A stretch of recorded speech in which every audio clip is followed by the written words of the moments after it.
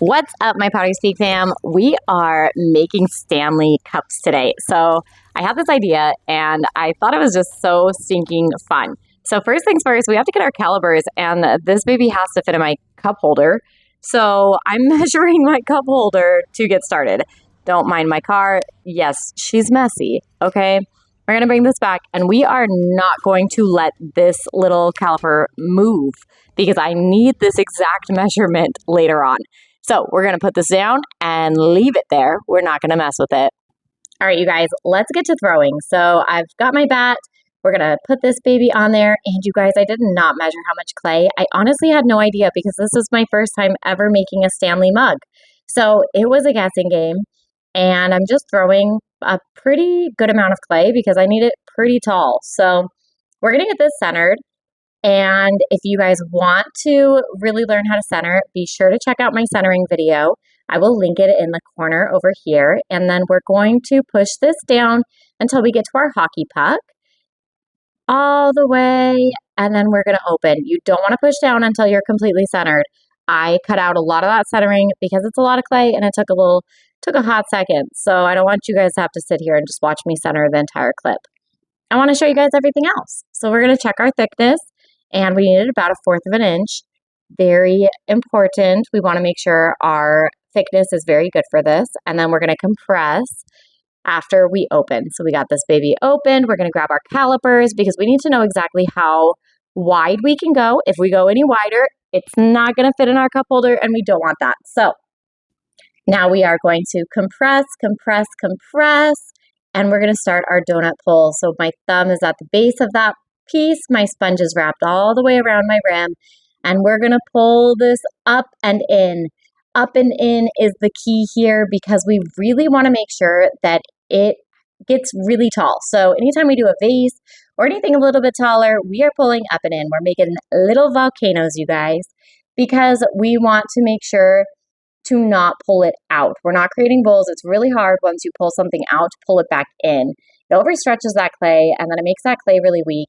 And if you're trying to go tall, it's just not going to work out. So we want to make sure we have little volcanoes. So now we're going to go to our normal pulls, which starting all the way at the base, our fingers are pretend touching through that clay all the way to the top. And then we're going to regroup once we get to the top, and we're going to do that over and over and over again. So let's speed up this process here, just so you guys don't have to sit here through all of this. We're going to speed this up. I'm going to turn some music on. And as you guys can see, we are just throwing and going super, super tall. Stanleys are pretty big. When I was throwing this, I was actually pretty surprised how big I needed this. And I'm going to show you guys once we get a little bit taller, because I actually had to get a ruler and I had to make sure that I was throwing it the right height, or else it was going to be off. And I really wanted to get it as correct as possible. So we had to get this baby pretty tall. You're trying to play safe, keep your head down, but I can see it now. Yeah, I see it now. But you tell her she's the one. Yeah, that's cute, but I know the truth. Yeah, I know the. As we're throwing, you guys, I want to make sure to, when you're throwing tall cylinders, I know we have I'll link the video up in this top corner for how to throw tall cylinders, but I want you guys to remember it is really important to make sure you take your time. Don't go too fast. If the wheel is going really fast, you're going to throw this whole thing off. It's just going to tear in half. You want to make sure to slow your wheel down the taller that you get, because we need to make sure that our pace is good and it's not going to collapse. And we want to make sure to keep that even thickness throughout everything. So if our wheel is going slow, our hands are going slow. And that is something that people forget while they're making these. They go too fast and then the pot's uneven and it ends up collapsing. So we want to focus on making sure you're still pulling in and you are going slow. I am speeding up the video here, so there's a lot of pulls for this.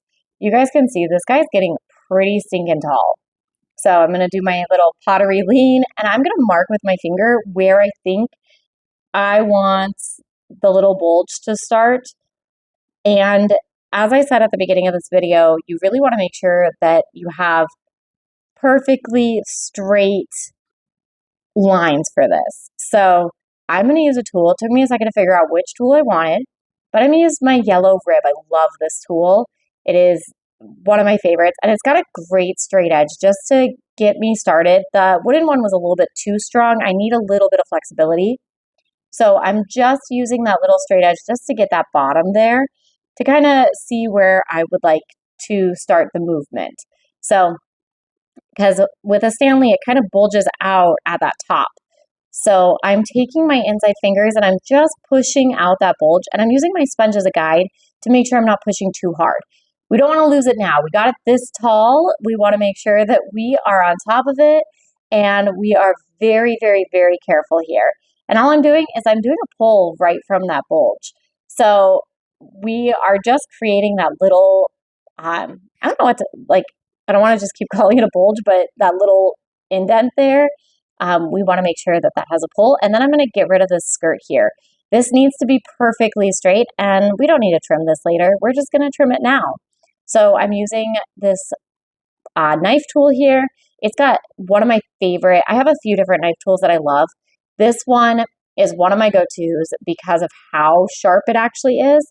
And so when I really need that straight line, I will use this one, and I'll link everything in the bottom, like below, for what I'm using. But this one is one of my absolute favorite ones just because of how it's like insanely sharp. So it's a little dangerous tool.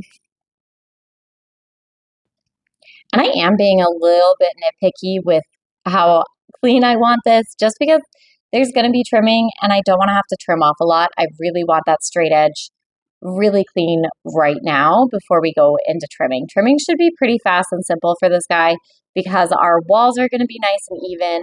We know that our thickness is good. We shouldn't have too much cleanup. Something that I did realize as I was throwing, though, is I wanted that little indent to actually be lower. I was looking at a Stanley in the studio and I'm like, this actually went too high. And I should have just measured it. I did bring out a ruler and I used my ruler throughout this process, but I was really eyeballing it. I've never made a pottery Stanley before, so this whole process was very new.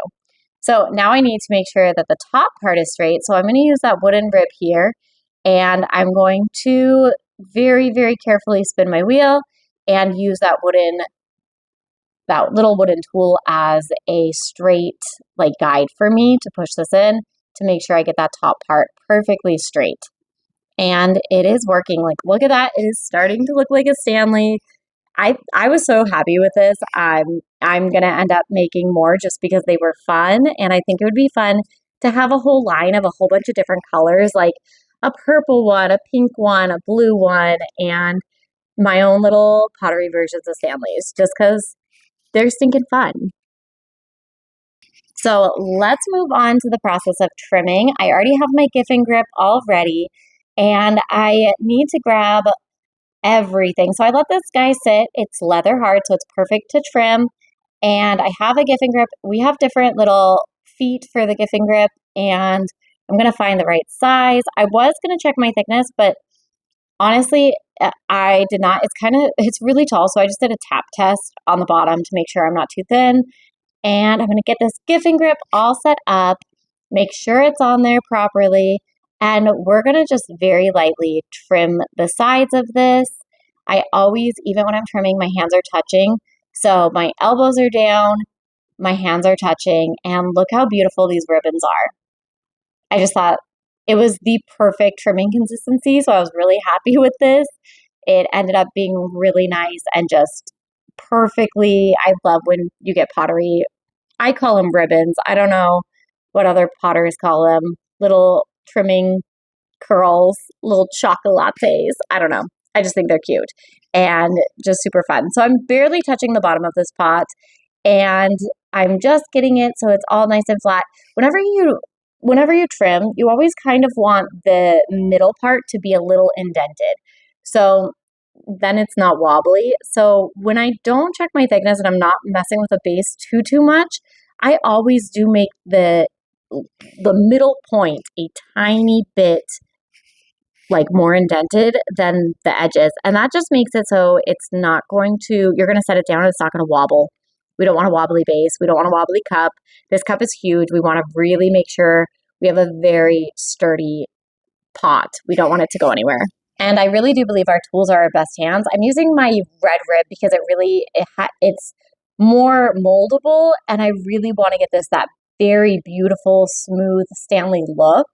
And if I keep the trimming lines, you won't get that. So I really wanted to make sure every little piece of this was true to the look of a Stanley Cup, including the consistency of like how smooth they are. Because they are stainless steel, you don't get the like handmade look to this. So you do really want to make sure it's all nice and smooth. So we're just going to trim this up. I'm using a trimming tool that I got from a Bill Van Gilder workshop. I cannot remember the gentleman's name who makes these tools, but they are absolutely phenomenal. I will, if I can find his name, I'll link it below in the description. But I absolutely love these, especially when you're doing larger pieces. They have little twisty, interchangeable tools. So like the little trimming pieces, you can twist them out and put different trimming tools on them. So they have easily became one of my staples in my little kit. And I'm just going to smooth this out because we really need to make sure everything is smooth. And then we're going to go on to the actual building the Stanley part. So I already have a slab, and I'm just kind of digging through my tools here. I'm trying to find all of the little things that I'm going to need. And honestly, because this was such a new thing to me, I wasn't really sure what I was doing. It was very much like let's figure it out. So I built a slab, and of course we don't want any of those lines, so we're smoothing it out. And then we're taking these little cookie cutters. This one's a round one. It fit perfectly on the top of my cup. So I knew that if I got this guy and then I cut it in half, it's going to be the perfect lid for a Stanley. So I did measure a lot of this. I wanted to really make sure it's going to fit and it's going to look nice. So I knew that it fit on there, and now I need to take my ruler, and I really wanted to make sure this was exactly half. When it ended up, I'm going to have to look at the last video, but I feel like it ended up being really like perfectly put. I feel like I couldn't tell from the other Stanley Cups of this. Of course, it's not like a twist top. It's made out of pottery, you guys, so it's not going to have like a perfect little lid. I thought this one was more suitable for what I was creating. So I'm just doing the half cup, and then you can pour whatever you want in the back and then put a straw in the middle here. So I've got that all cut off. We need to smooth everything because if it is sharp, it's going to be sharper once it's glazed. So, and it's just, you want everything clean. So a little bit of water, we're going to smooth everything. And then I have this, I was really trying to figure out what could make a perfect little straw hole. So I walked around the studio for a hot second. I cut it out because you guys don't need to see me trying to figure out my life. But I found this little oval piece in the studio that I think it was actually like an O or something else for baking. And it ended up working perfectly for what I was looking for. So I'll show you guys in a second. I'm kind of grabbing my tools. I need a serrated rib. I love having a paintbrush and obviously a metal pin tool and my sponge. So just a few little staples. But then here I am with this little circle guy. If you guys can really see it, it's not a circle. It's almost like a triangle. I just thought it worked perfectly if I lined it up just right. So I'll show you guys once we get a little closer. But I'm going to poke a little hole and give this a little cookie cutter hole. And I was really trying to figure out how to do this, I guess, and what it should look like. So I just kind of stared at this for a hot second. And then I took my chances and actually put it down and said, yep, that looks about right. Hopefully it's actually good. And yes, I did measure it to make sure it was actually in the middle because I did not go through all this process to have some weird crooked thing. So I thought, we're just going to measure it and make it work. And then obviously, once we take it out, we want to smooth it again. We always want a beautiful little smooth spot. So that's where the straw goes. And I thought it looked good. I thought it was perfect. So you guys got to tell me what you think in the comments, because honestly, this is very much a guessing game for me, and I just thought this project was fun. Now we're going to grab that serrated rib, we're going to get a little wet, and we're going to wiggle, wiggle, wiggle, wiggle, wiggle, and actually get some slurry on here. I fast forwarded this because this is just a part that ended up taking forever, and all I'm doing is getting some slurry. I don't use slip. I serrate everything and make my own little slurry, and I got everything wet and I put it on exactly where I wanted it on my little Stanley over here. And then the trick is to push it down without crushing it because it is still wet. So take your time here and slowly seam this. And I want it to look like it came out of a factory. I don't usually want that for pottery, but I did this time. And we're in a community studio, so I just fast forwarded a little conversation from the shop.